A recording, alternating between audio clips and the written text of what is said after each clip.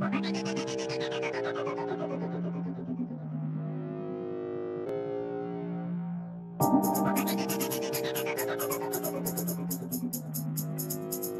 right, so if you guys don't mind, we're just going to start because apparently it's a low turnout for the first class of the morning, of the day, I should say. But this is the Forensic Evidence Unit presentation. I'm a forensic analyst with Eugene Police. I've been there 3 years as an analyst. 3 years before that as kind of a tech or a secretary, lab assistant, and then I volunteered there as well before that. I have my master's in forensics. I was a cadet for the Eugene Police, which is where I kind of found out about forensics. I always knew I wanted to do law enforcement but not be a police officer because I don't think I could do that. But I wanted to support them and I wanted to do the science side of it, so that's what forensics is. This is our lab in Eugene, the city of Eugene. So what we do here, if we don't do anything here, we send it to the state police, for instance, DNA, toxicology, stuff like that. So we'll see if this will work here.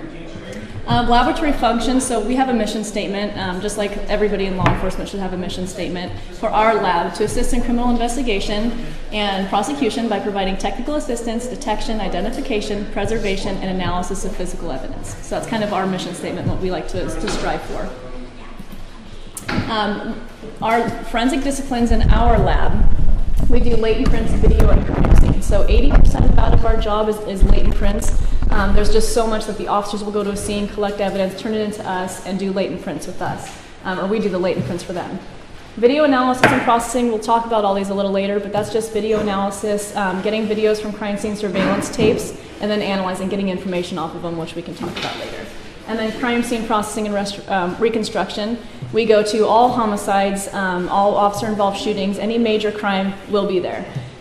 If it's our officer-involved shooting, we'll have other labs come in to assist us just to make sure that everything's kosher, but we'll still be there to make sure that they're doing everything kosher and the way that we want it done. We also do major crime scenes if there's enough taken, or if the officer feels overwhelmed, or if there's something the officer can't do, they'll call us in. But we do send our officers out because Eugene is special that way. We train them forensically so they can do the minor scenes themselves. For crime scene processing, that's kind of a big umbrella for a lot of things we do.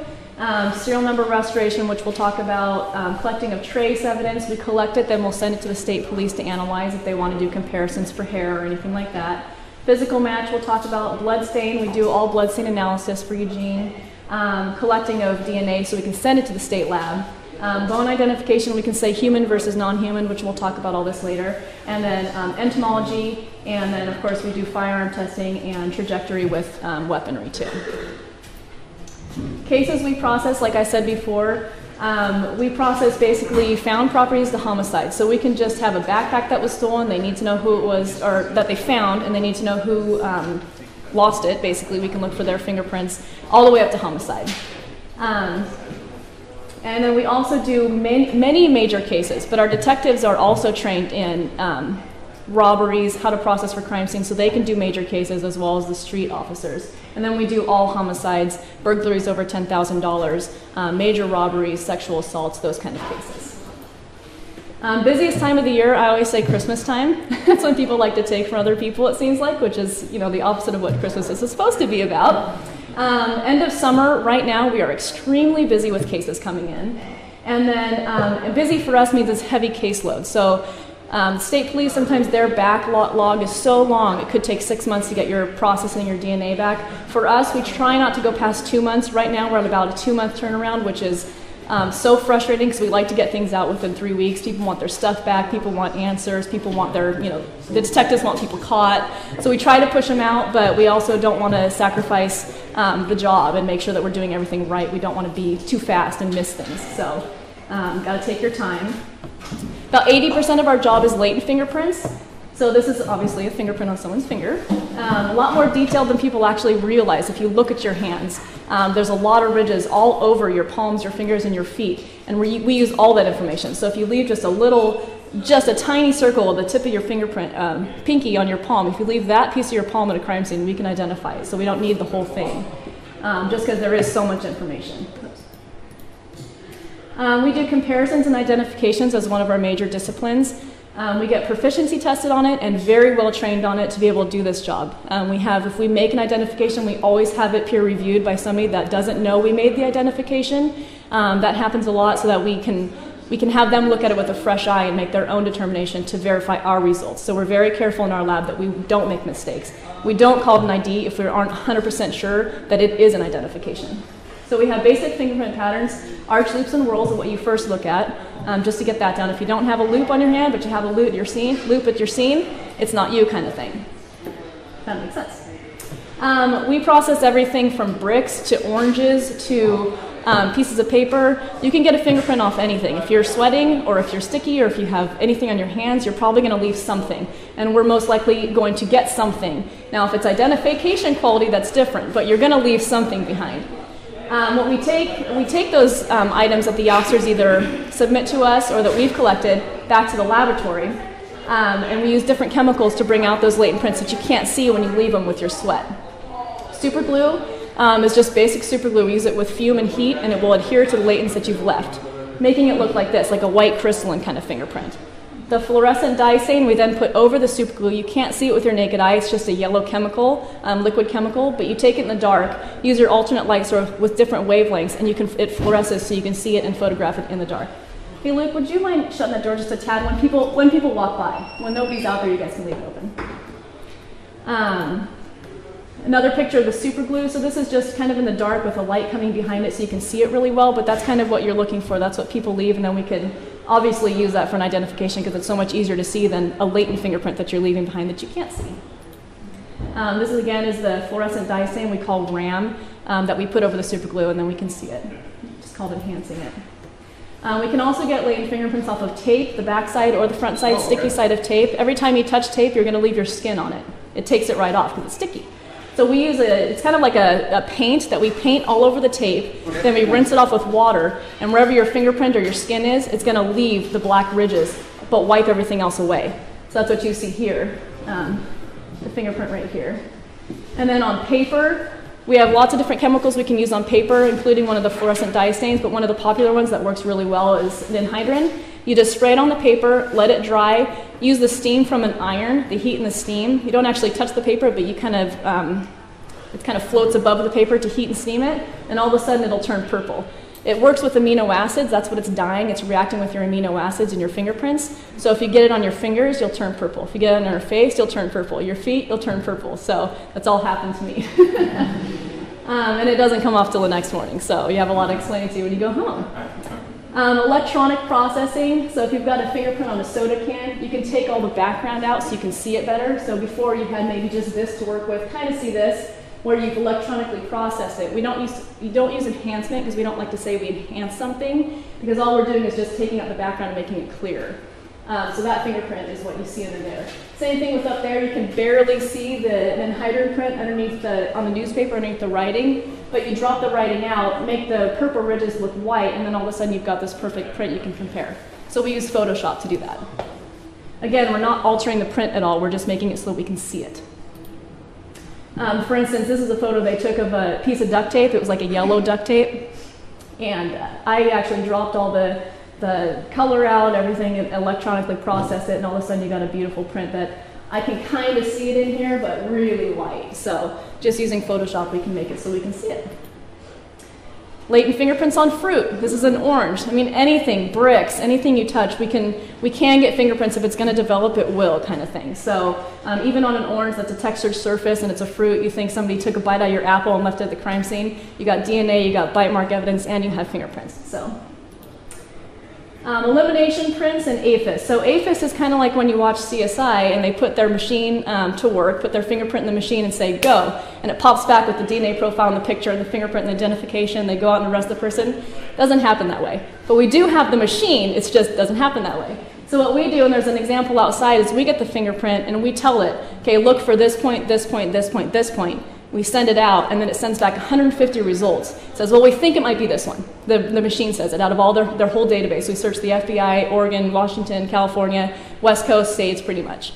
So out of the 150, you have to go through and say, no, no, no, no. It takes about 2.5 hours for all this.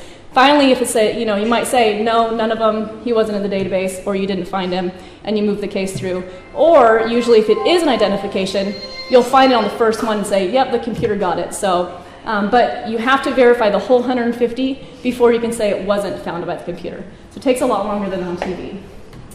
These are all the states that we search, and then we also search the FBI, which has all the states, obviously.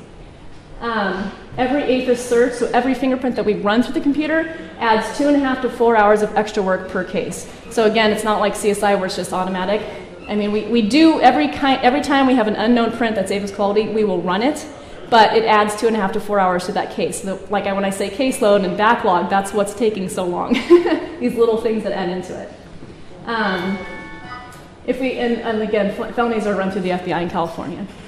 If we receive elimination prints, if you get burglarized, the officer will show up at your scene, or we will, and we'll take your fingerprints. They'll give you a kit to be able to send in later and take your fingerprints so that we can eliminate your fingerprints off your evidence so that we can say, well, those all belong to the victim, but these ones are unknown. So instead of running all your fingerprints through APHIS, we're only running the suspects. So we'll talk about elimination prints a little later, but we only use them for your case, and once we're done with them, they go in the case file and we don't use them again. So if you ever get burglarized and you get the elimination prints, please turn them in because it helps, and it takes so much time for our casework if we can identify your prints.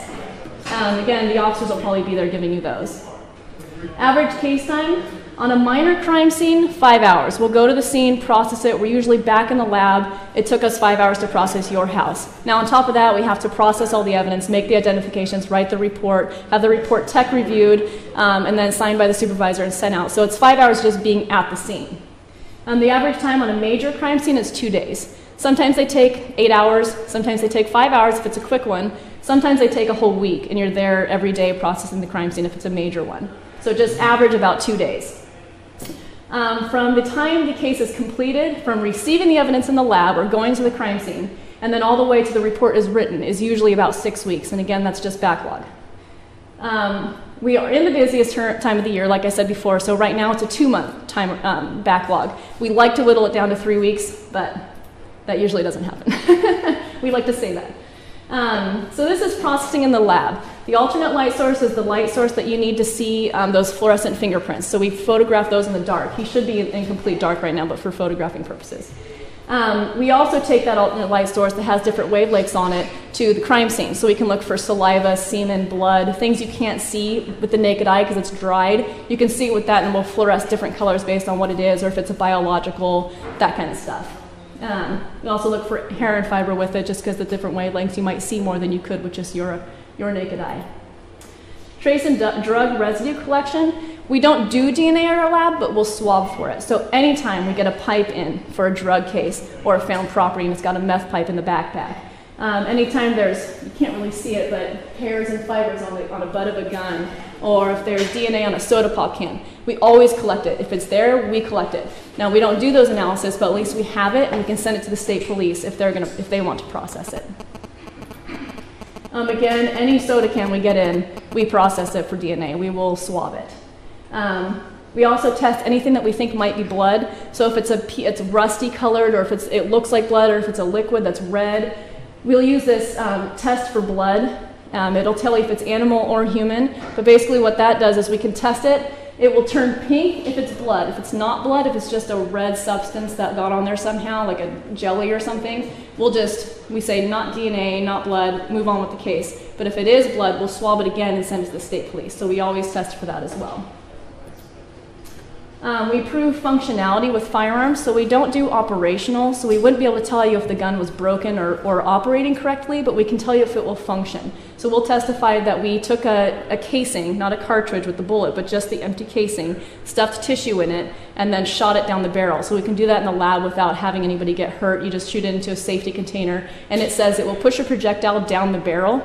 Not a bullet, just a projectile. So if you're a felon and you have a firearm in your possession and it's functioning, you're in trouble kind of thing. So we can do that.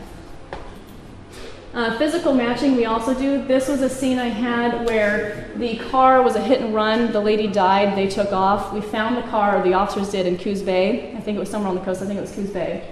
And he had that portion of the grill on the car still. So I got the truck in, took the grill off, and had all these pieces that it's kind of pointing at in the lab that I could match back up to the grill and say that those pieces of the crime scene where the lady was struck actually came from the grill of the truck that he was driving. So had some explaining to do. This is a close-up of what we're doing. So it's kind of like a puzzle. you've got the little, you can kind of tell how we're matching it together, and it will go straight together, just like when you break a glass or ceramic or a vase and you're trying to put it together so nobody can tell that it broke, glue it together. It's kind of what we're doing. We can do it with duct tape. You can still kind of see, if you take close-up photography of it, you can really tell how they will match up together. So if somebody's been tied up in a kidnap, we can take the duct tape off the victim, find the duct tape roll in the suspect's car, and then say that he used that tape to tie that person up, or that tape was used, so he has some explaining to do of why he had that roll in his car. And that's the detective's job, to get him to confess. We also do serial number restoration, so if somebody has a gun or a bike that they're trying to gouge the serial number out of, so if they've stolen it from you and you report it, you know, the serial number's gone, so you can't prove that I stole it from you. What they'll do is they'll sand it down. This is actually pretty nicely sanded down. That would be able to, we can restore that really easily. Sometimes they gouge it out. You can still restore it. With serial number restoration, what's happening we've restored it there. There's a picture of what it is. That's the butt of a gun. Is that the chemicals that we use are an acid etch. And what it's doing is when you punch a serial number, it's kind of hard to explain, but when you punch it, the broken metal... Excuse me, I'm sorry for the interruption, but we do need to clarify one housekeeping issue. All children in Kid Zone and Teen Extreme, that's kinder through 8th grade, all those ages will be picked up for lunch in the main gym. Thank you. Okay, it's not us. So what it's doing is when you punch a serial number, you're punching down on the metal, and the metal underneath your punch is kind of being broken up. It's being disturbed. So the metal around it's still intact, but you're crunching the metal underneath the punch. So where they think they've ground the punch off so you can't see it, there's still disturbed metal underneath where the punch was, and the chemical acid will react with that punched metal, but not the intact metal, so you can see it. So you can see it on the right-hand side because we've kind of brought it out with the chemicals. There's another kind of example. So here I got this bike in. The obliteration's right here where the serial number is on the bottom of the bike, which is very common. They painted over it. I could see that they painted over it. So what I did was I took a paint thinner and took that paint off. It didn't take the original paint off, just the little, weird paint that the suspect had used. Probably fingernail polish or something, I'm sure. And then what I'm doing is I'm going to put acid on here to etch away at it. Sometimes it takes 3 hours to etch it. The other day I did one actually yesterday and it took me about 10 minutes. So sometimes it can go, hopefully it will go fast so we're not taking a lot of time. And then this is the acid kind of working away at it, and you can kind of see these little dots. That's where the number's appearing. So when you start seeing that, you're thinking, oh good, it's going to work. And pretty much that's what it looks like. If you can see it in the dark, when it's restored. So I can see an 8 and I think an M and stuff like that. You can read the serial number and then report it to the crime analysis and then the analyst, and she can find out if somebody's reported it stolen and get it back to you. She can also tell if it was a gun used in a crime before and then relate that, whoever had possession of it would have to explain why it was used in a homicide last year, kind of thing. So that's what we do with serial number restoration. Crime scene processing, we're experts in photography. Documentation, collection, processing the crime scene. We actually go out and process like we talked about, and then we reconstruct. Serial number restoration, physical match, those are all parts of reconstruction. Blood stain pattern interpretation we'll talk about a little later, but we're all experts in that as well. We have very heavy training, outside training and inside. It takes about 2.5 years to be able to process a homicide by yourself, depending on how busy the city is, and it hasn't been busy while I've been in training, which is nice for everybody, including me, because I live here. But the more scenes we get, the faster we are to get signed off. So it does take a lot. There's very strict rules on who can process crime scene and who's capable to do that. Photography, this is just an example of a crime scene. We go from all the way to the back of the house, all the way to the evidence very close up. So we do all the photography for the major crime scenes. Documentation, we do lots of written notes. You have to have good handwriting, which I don't, so that's one of the things I have to work on after 3 years still. Sketches and diagrams, we will sketch all major scenes. And then we also use Home Architect. It's a computer program that we use back at the lab to be able to build up a house with our measurements that we've taken so we can actually have good court presentations, as well as our written sketch that we've drawn out. So we'll kind of have both. That kind of depends on if the DA wants it, a nice sketch, or if they just want to take your written one, which are very nice too. So this is an example of a sketch that he's taken his written sketch and then converted into something that will be more appeasable during court. So he actually used this in one of the homicides that just happened the court happened a couple months ago. This is an example of something that home architect might do. It's very basic. We can also put bushes in, a roof on, put a pool table in there, all kinds of stuff. But for court, you keep it pretty simple. That is actually a picture also of this same thing. So just a different way to show it. This is kind of a collection of evidence. Be aware of everything that's there. Like I said before, this has, you can't see it with the light so much, but this has blood all over it. So you don't want to be going in there and picking it up and collecting it right away. You want to swab it. You want to find out what kind of blood's on there, if it's being dripped on or being spattered on with force. You kind of want to take in all the evidence. You just don't want to say, oh, there's a gun, let's collect it. Looks like there's blood on it. We take our time. You know, you want to look for things that are out of place. So if you're looking in this backyard, you might not see that anything happened back there, but you've got a, and I don't have a laser, but there's a screen that's been thrown up in the bushes, out of place. So you might think, why is that there and why is it out of place? If there's yellow paint chips in the kitchen, but there's nothing yellow around, you might want to collect the paint chips because it could correlate back to something that was on the suspect's shoes, you know, something like that. So you want to be very aware of all the details that you're looking at and what's important and what's not important, because we don't want to collect trash either if it's not going to be important.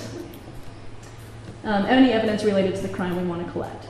Footwear impressions, so if you're walking through sand or barca mulch or mud, you're going to leave footwear. The teen extremes are down there learning how to cast these footwears. So what we use is a dental stone that we mix up kind of like pancake batter, pour it into our cast, and there's an example out on our table.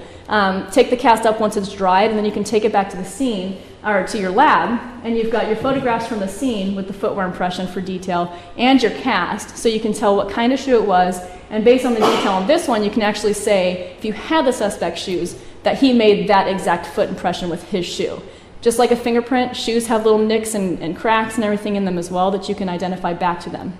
So, even if they're wearing gloves, we can still get them on their footwear. If they're not wearing footwear, we can get them on their footprints. If they're wearing socks, it's a little harder, and we've seen that. But you can still get the outline of their sock if they're walking through something. The guy that we had was walking through blood, so you could tell kind of almost the size of the shoe. You can tell it wasn't a kid that was doing it, basically. So there's always something. And we also do tire impressions, so you can tell types of tires go with certain types of cars, and we can tell you what kind of tire, if this was from a truck or a small four-door car, or even a Ford sometimes, if they're on the same car that they were manufactured with. And then you can also tell that that impression was made by that tire because of the nooks and crannies and glass and tear in them, just like a fingerprint. You can identify it back to the exact car, which is nice. We also do autopsies and deceased fingerprints. We don't actually do the autopsy like a doctor, but we go and collect the evidence, the clothing, we collect the DNA, we'll take fingerprints there in the morgue on the people. We do better fingerprints than the doctor does, so we prefer to take our own. We also sometimes we take the hands back to the lab if it's a mummified body like this one was, and we can clean it up and cut it up sometimes and get the skin off of it to get a better picture or a better print from the deceased person if we want to find out who it is, run it through the APHIS machine, compare it to prints that were left at the scene to do that elimination print thing again.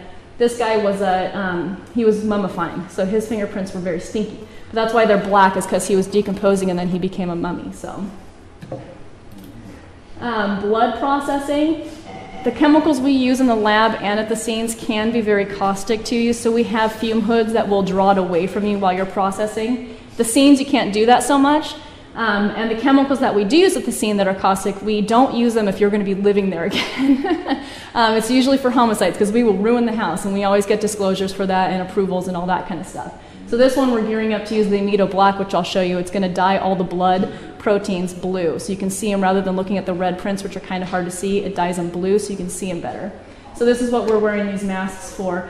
If you breathe it, it's not going to hurt you, but if you breathe it for 2 hours, it might make you a little dizzy. And in the long run, I mean, we had a lady that was pregnant, and we didn't let her go into the scene because we didn't know the effects of it. So it's more just to protect yourself, for a precautionary measure. This is the Amido Black. So this was a crime scene where the son killed his mother, and he had drugged her body from the living room where he killed her into the bathroom, and he was bracing himself as he was pulling her and leaving his bloody fingerprints on the wall. So the blue wall was white, and we used that chemical to kind of spray down the wall, then used a methanol to spray off the blue chemical, but wherever there was blood, it stayed behind, so we got the fingerprints. And then you can see them a lot better. And there's examples of those outside too. Bloodstain reconstruction. We don't always reconstruct with strings and do the stuff that they do on TV. That's usually for special circumstances, which I think the next slide is on.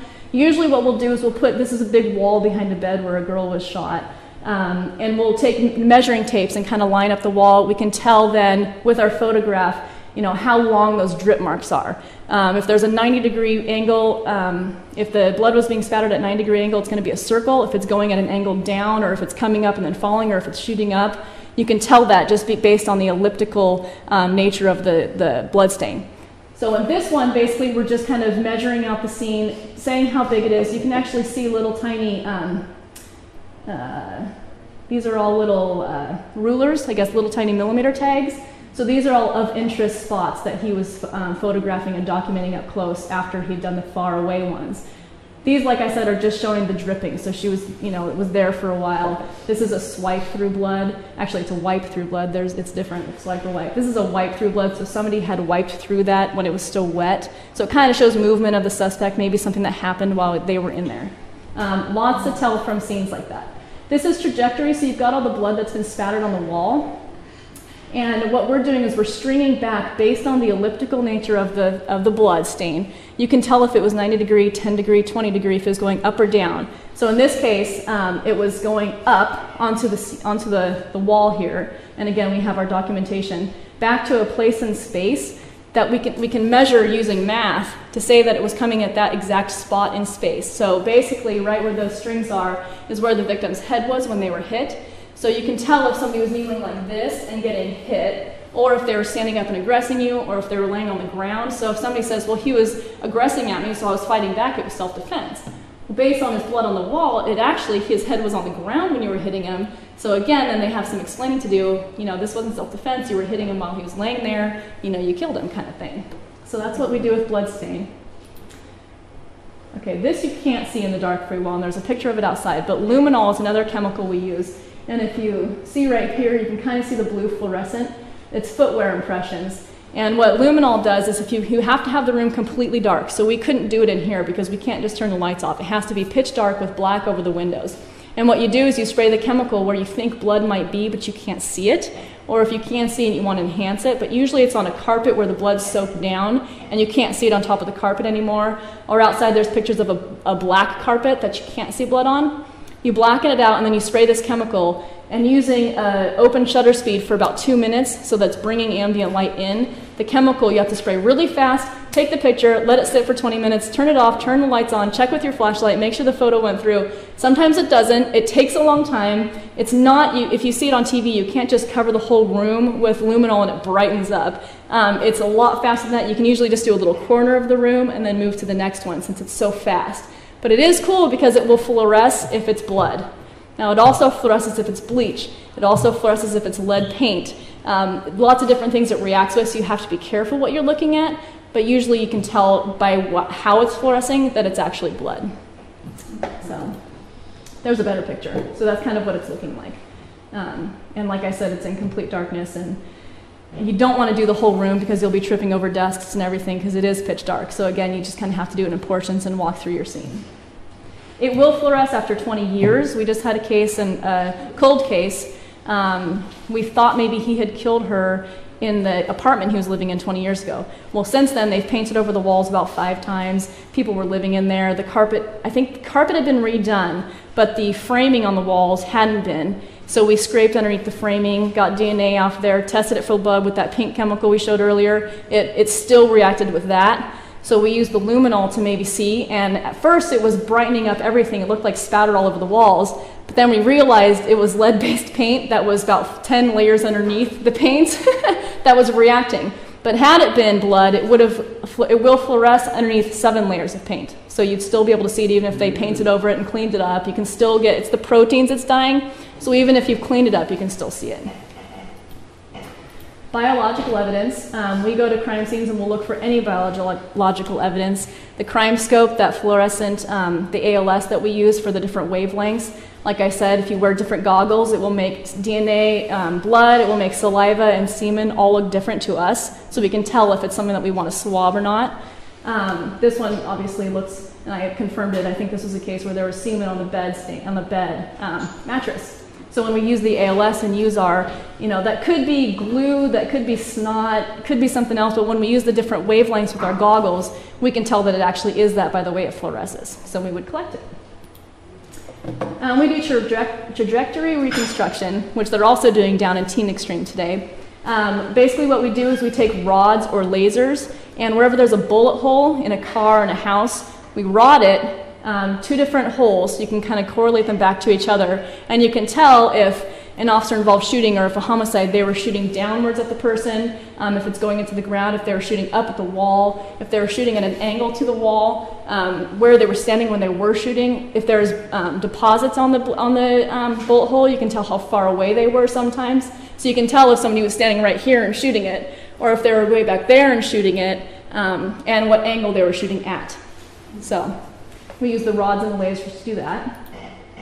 It has a lot of math involved, so when you are finding the angles, because what you're doing is looking for the angles to tell how far away and at what angle they were at. It's using a little bit of mathematics, so we always tell the kids, pay attention when you're in math, which is what they're learning down there today. This is an example of a way you can demonstrate it for court or to yourself. So this police car here, sitting here, this is not a real scene, this is our training. The laser is being pointed back here at the bullet holes at the angles that we found, so we can say that it was maybe moving at the time when it was being shot at, or it was stationary at the time and the suspect was moving, or stuff like that, or they were both stationary and he was just shooting up the car because there was a drug deal gone bad kind of thing. So, or maybe they were getting run over, so they were shooting at the car to try to stop the person, which happens with officer-involved shootings and sometimes with suspect between suspect as well. This is another example of the rodding going through the back cushion, and then also I think there's a laser on the end of this rod, I'm assuming, that's making it so you can see from all the way back through the car exactly what angle it's going at. So this one looks like it's going upwards.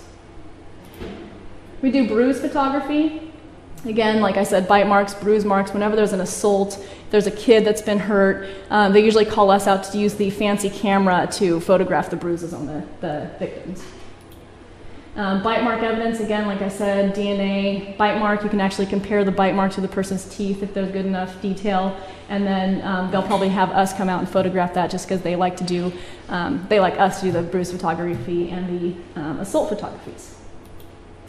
Entomology, the life cycle of bugs can help determine how long the victim has been dead for. So if you have maggots versus casings of maggots and the black casings that they have, or actual flies with more maggots, you can tell how long. This one, actually, this lady was still alive, and she was just being very neglected by her son and daughter-in-law, which is disgusting. But it was actually the daughter-in-law that was kind of abusing her, so we got her put away and in jail, and this lady, I think, ended up not making it. But basically what you take is how long was she sitting there before they had cleaned up these sheets, is what this case was. So, and she was there for a good time before she checked on her. This is kind of what you're looking for. So you can see the maggots, you can see the casings around the flies when they're being born, and then the actual fly. So we have to do that. It doesn't happen very often, but we are trained to do that should we have to do that in the lab. We do human versus non-human. So basically what usually that comes down to is the officer will call, okay, I've got this scene, I'm pretty sure it's not human bones, but you have to come down and confirm it, because if you find bones, we don't want to just say, oh, it's a deer, just go ahead and release that when there's, because you don't know if it's going to be human, actual human bones, which would be really exciting. Usually it's a deer that's been discarded, or there's a playground where the kids have dug up sand and there was a dead cow there 100 years ago or something that they've dug up a bone for or whatever. We can tell them, yeah, that's a cow bone, go ahead and release the scene. Or we can say, we got called out for possible human bones, and we showed up at the scene and they had this. It was like, yeah, I'm pretty sure that's a human. So we did our dig. We kind of, if we think there's a grave, we'll look for graves. We can kind of tell what it might look like if somebody had dug a grave. The only thing we found out here was this piece of the skull. So you kind of have to know that that's bone when you're looking at all the dirt that's down there and the debris and the leaves, make sure you're looking for what you're looking for. And that piece went right here when we ended up matching it, doing the physical match to match it up. And you can see here that he's been hit with something in his skull. So we took it to the anthropologist, and he determined that this was actually an Indian skull. He was hit by something possibly similar to a tomahawk, And you don't say that it was that actual weapon, but it was something like that. You can say hammer or knife or striking. He said something like an axe or a tomahawk, and that it was Indian burial that maybe they found it in their backyard, so we don't know. We didn't find any more bones, so if it just got thrown back there or lost, separated from his body, but it wasn't a homicide, so that's what we cared about. I did find dog bones while I was out there. That was kind of fun because I thought I had found his bones. Turned out they were really little, so I was like, oh darn. But it was kind of fun anyways. Video analysis is something that my boss does. I'm not trained in it, but we know about it just because we do it in our lab, and there's only 5 of us that work in there, so we're all pretty close. But with video, you can do lots of different stuff.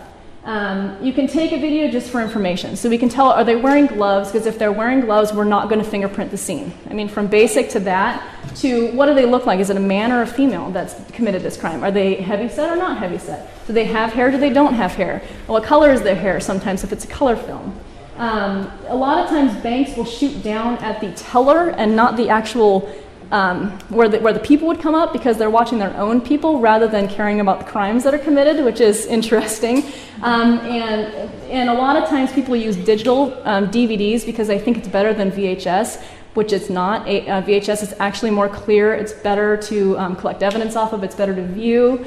It's not as pixelated as DVDs because you get the cheap systems because they want to save money, and then we can't use it based on the distance, how close and the angles you're using.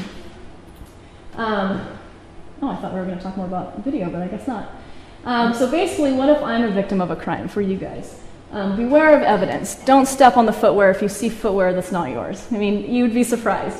Hair fibers. Don't get in your car if it's been stolen, because they leave hairs and fibers on the back of your seat that we lift, and then if it's not yours, we can find out who's driving it. You weren't. Fingerprints. Don't touch the fingerprints. Don't try to process the fingerprints. Don't try to lift the fingerprints. Don't put tape on it and put it on a plastic bag and submit it to us and think that we can use it, because we can't see them if you don't process it. And people do that, so that's why I'm saying this. If you think it might get destroyed, put a box over it, but try not to move it. If you have to move it, use something like a paper towel to pick it up with. Don't try to put your fingerprints on it, or if you do have to, just use it, do it very carefully, pick something up very carefully. Put it in paper. Don't put it in plastic. Plastic will rub the fingerprints off. It will decompose something if it's food, or if it's a spoon or something like that. Keep it in paper for when the officers arrive or when we arrive. Beware of DNA. If somebody's been eating your ice cream or chili, which happens, and they're using your spoons, they've got DNA all over your spoon. So don't go wash up and clean up the crime scene and do the dishes thinking you're mad at the suspect the whole time and putting the dishes in the dishwasher and washing them, because there's evidence all over that stuff, let alone fingerprints, but other little things. Don't clean up the scene yourself. It's really hard, especially if it's we have people that are in assaults that really want to clean the blood up. They want to get rid of what happened to them. It's better for those people if they just leave the house and wait till the officers arrive, rather than start cleaning up and putting things away and washing themselves. There's evidence all over you if you've been assaulted. So, I always, knowing in forensics, if I ever got assaulted, I'd probably stand there like this and just wait for the officers to arrive, because I know it's all over me. I mean, from hairs to fibers to DNA to their sweat that we can get DNA off of, all sorts of stuff. So just beware of that. Protect the evidence, like I said. If you have to move the evidence, place it in a paper bag. If it's outside, if you need to cover it, cover it. Don't try to lift the print. Don't try to collect the trace. If there's hair, don't pick it up and, oh, look at that. Just keep it there. Sometimes where it's at is important evidence, not just the actual hair. Kind of think about those kind of things.